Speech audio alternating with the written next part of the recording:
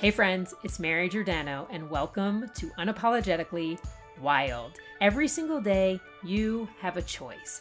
You can stay where you are, or you can step into the possibility of something even greater. And I'm here to spark that flame within you and inspire you to show up, embrace the fear, and do the fucking thing. Messy, scared, and real. Let's get started. Hey friends, welcome back to Unapologetically Wild. So before we dive in, just a quick heads up, this is part one of a two-part series. Today, we're covering what creatine actually is and what the research shows. And then next Tuesday, February 3rd, I'll be dropping part two, which is all about myths, safety, and how to decide if creatine is right for you. All right, let's get into it. Creatine is everywhere right now. TikTok, Instagram, your friend's wellness group chat. It's everywhere. Everyone's talking about it. Brain fog cure, muscle builder, the fountain of youth in powder form. And honestly, a lot of it is just noise. Some of it's oversimplified, some of it's just plain out wrong, and almost none of it is designed for women navigating the physiological reality of midlife. And this is why I spent the last week deep in the research, not skimming headlines, but reading the actual papers and reviews. So here's what we're going to do today. We're looking at what the actual evidence says and applying it to your context. Not a 23-year-old trying to add muscle mass and not a general women's health conversation that treats a 35-year-old and a 55-year-old like they're the same. You, a woman in midlife whose body is operating under a completely different set of rules than it was 10 years ago. And here's why that matters. Around the age 45, give or take a few years depending on your body, things start to shift. Estrogen levels that have been quietly declining since your mid-30s now start doing this erratic roller coaster thing in perimenopause before eventually bottoming out. And I know that's not news to you. Your genes don't fit the same, your sleep is a disaster, the sound of people chewing throws you into an absolute fucking tizzy, and then suddenly you find yourself on your phone at 2 a.m. asking Google, is this normal or am I batshit crazy? I know I'm not alone on this. But what most people don't talk about is what that decline in estrogen actually does. For starters, it accelerates muscle loss. Research shows muscle loss speeds up during this transition, often meaningfully faster than in pre-menopausal years, especially if strength training and protein aren't dialed in. Recovery takes longer, and your body just doesn't bounce back the way it used to. And it might, emphasis on might, because the research here is still emerging, affect brain energy metabolism in ways that contribute to the cognitive symptoms so many of us experience. The brain fog, the word-finding issues, the feeling like you're thinking through molasses on a random Tuesday afternoon, walking into a room and standing there like, why the hell am I here? What was I even doing? You know the drill. So the question becomes, what actually helps? What supports this body at this stage with these challenges? And that's where creatine comes in. And today we're cutting through the noise to see what the science actually shows. If you want the short version, creatine is one of the safest, most evidence-backed supplements for preserving muscle as you navigate midlife.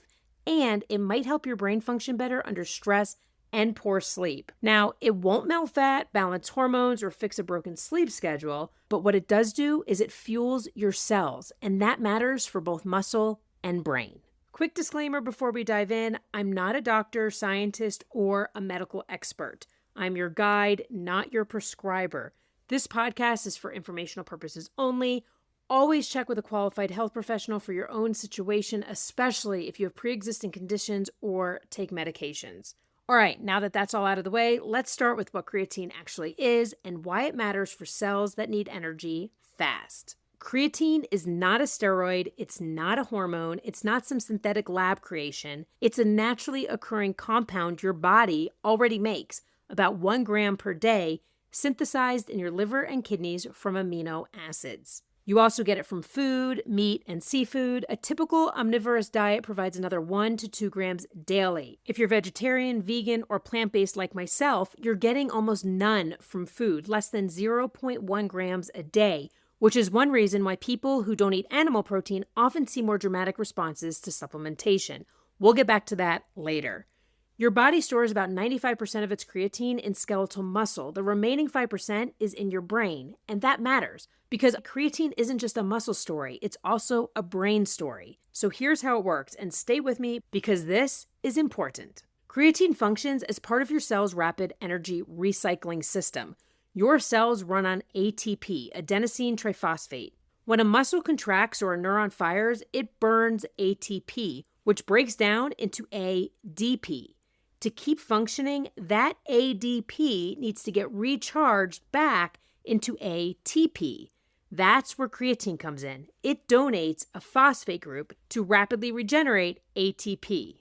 Think of it like a rechargeable battery pack that kicks in during high-demand moments. The first 10 seconds of a heavy lift, a sprint up the stairs, or intense cognitive effort when you're trying to focus through brain fog. Without adequate creatine stores, that system runs out of juice faster. You fatigue sooner, your muscles give out, your brain slows down. Supplementing tops up those stores, typically from about 70% saturation to closer to 100%.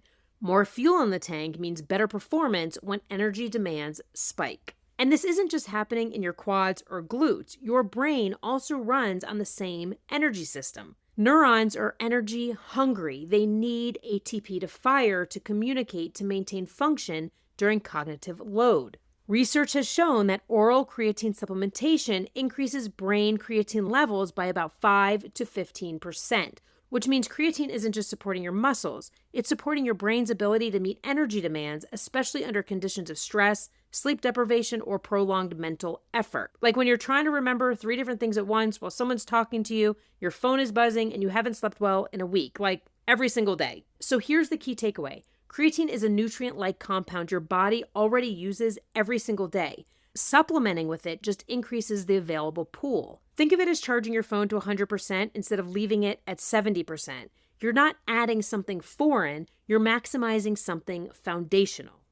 And for women in midlife whose muscle mass is declining, whose recovery is slower, whose brains are navigating hormonal shifts that may affect energy metabolism, that difference between 70% and 100% can be significant. Now, not everyone responds the same way to creatine. About 20 to 30% of people are what researchers call non-responders. These people already have near maximal creatine stores, usually because they eat a lot of meat or have higher baseline muscle mass. So for them, supplementation may not move the needle as much. But for many women, especially those who eat less meat, have lost muscle, or are under chronic stress, there's often a bigger gap to fill. So that's what creatine is and why your starting point matters. Now let's talk about why your age and hormonal status change this entire conversation. Here's what most creatine content misses entirely: context. A 25-year-old woman and a 55-year-old woman do not have the same physiology. They don't recover the same way, they don't have the same muscle mass, the same hormonal environment, or the same energy demands. But generic creatine advice acts like they do, and that's the biggest problem. So let's talk about what actually changes in midlife and what the research shows creatine can do about it. First, muscle loss accelerates, and creatine can help you fight back. This muscle loss isn't subtle. This is measurable sarcopenia showing up earlier and progressing faster. And less muscle means less stored creatine. You're starting from a lower baseline. Multiple meta-analyses on older adults show consistent results. When paired with resistance training, creatine produces significantly more strength and lean mass gains than training alone. In one 2-year study of 237 postmenopausal women, those who consistently combined creatine with resistance training gained about 1.1 kilograms more lean mass than placebo. Both groups improved with exercise, but creatine amplified the results. And in a season of life where muscle loss is the default, that's a meaningful win. This isn't a sprinkle it sometimes supplement. Consistency is the whole game. And here's the critical pairing. Creatine supports energy availability in your muscles. It doesn't replace protein. If you're not eating enough protein, generally 1.2 to 1.6 grams per kilogram for active older adults, the muscle building benefits will be limited. Creatine fuels performance and recovery. Protein provides the building blocks. But it's not just about muscle mass, it's about function. That same 2-year study showed the creatine group improved their walking speed, about 1.5 seconds faster over 80 meters. That might not sound like much, but walking speed is one of the strongest predictors of independence as you age. Other studies show improvements in chair rise speed, balance, and reaction time, all critical for fall prevention. And falls are a major driver of loss of independence in women over 65. The bottom line, creatine plus resistance training helps you preserve and build muscle when your body is actively working against you. And the strength gains translate to real life. Carrying groceries, getting up from the floor, catching yourself if you trip. And I don't know about you, but when I'm 90, I want to be able to get off the toilet on my own. Second, recovery takes longer and creatine might help you bounce back faster. You've probably noticed this already. A workout that used to leave you sore for a day now lingers for 3 to 5. You don't bounce back the way you used to. Part of that is muscle related. Part of it is systemic, poor sleep, life stress, hormonal shifts affecting inflammation and repair. Creatine's role in rapidly regenerating ATP means your muscles can recover faster between high-effort bursts. Some research suggests it may also reduce markers of muscle damage and inflammation after exercise, though that evidence is still building. The practical takeaway, if you're already struggling with recovery, creatine might help you tolerate training better and get more out of the work you're doing. So instead of being wrecked for days, you might be ready to go again much sooner. Third, sleep is disrupted and creatine helps your brain function despite it. Somewhere between 40 and 60% of women in menopausal transition report sleep problems, hot flashes, night sweats, circadian rhythms that feel completely off. And chronic poor sleep doesn't just make you tired, it impairs cognitive function, tanks your mood, and it disrupts muscle recovery. Now, creatine won't fix insomnia, it won't stop the night sweats, but there's solid evidence it can help mitigate some of the cognitive consequences of sleep deprivation. In one study, participants went 24 hours without sleep. Those who'd been supplementing with creatine performed significantly better on complex cognitive tasks, especially working memory and decision-making. Another study showed similar results after just 5 hours of sleep, better reaction times, and fewer attention lapses. The theory, a sleep-deprived brain is running on fumes. Creatine helps buffer that energy deficit, supporting the rapid ATP recycling your neurons need to function. So if you're getting fragmented sleep because of menopause, and let's be honest, most of us are, creatine might help your brain function better the next day despite the deficit. These were controlled sleep deprivation studies, not menopausal populations specifically, but they show how creatine supports brain energy under strain.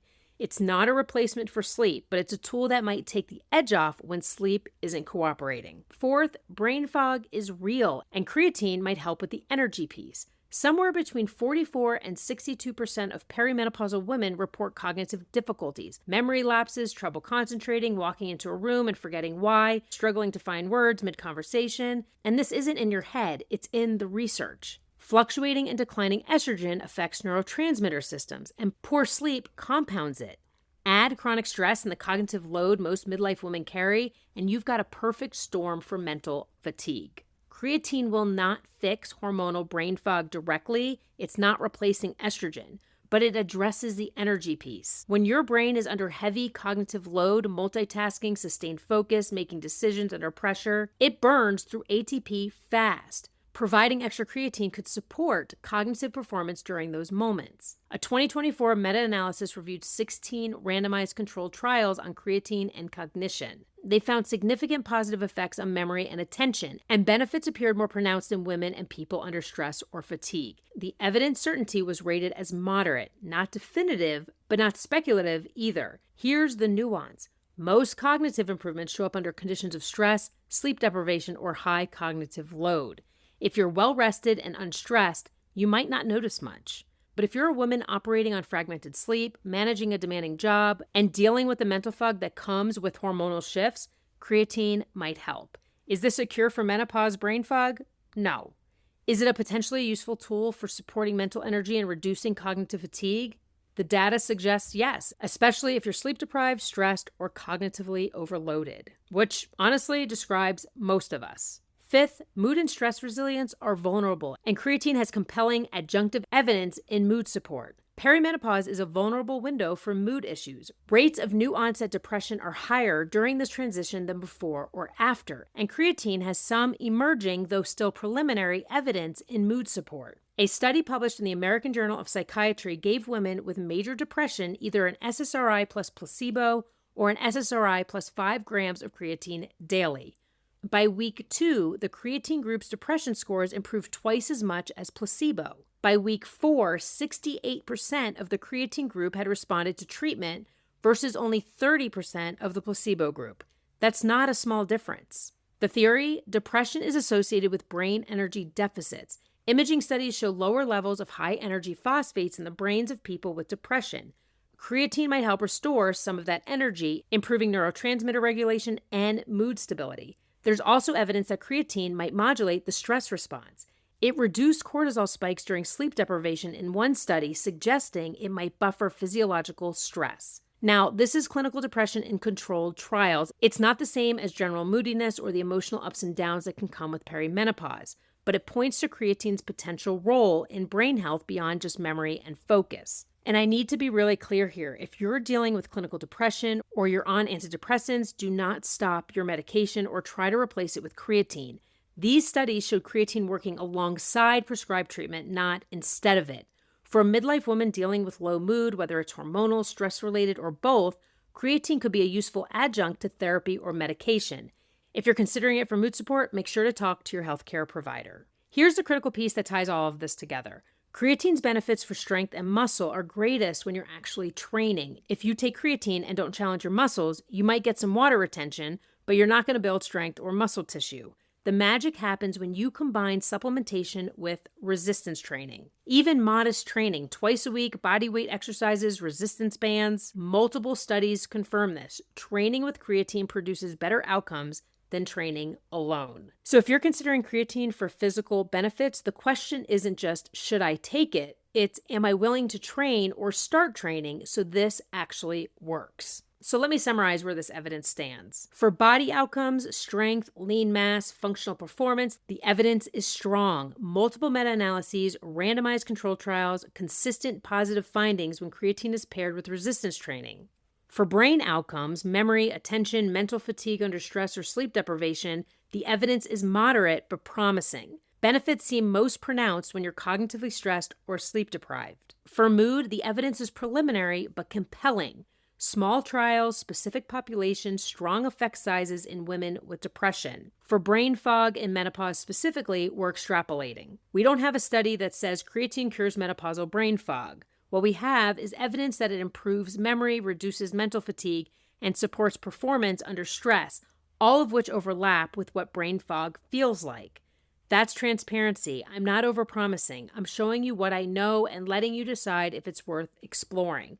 So that's what the research shows. If you're a woman in midlife dealing with accelerated muscle loss, fragmented sleep, brain fog, or the sheer cognitive load of this stage of life, creatine is a tool worth understanding. But here's what we haven't covered yet: the myths, the safety questions, the will I get bulky fears, and the kidney damage rumors that refuse to die. And most importantly, how do you actually decide if creatine is right for you?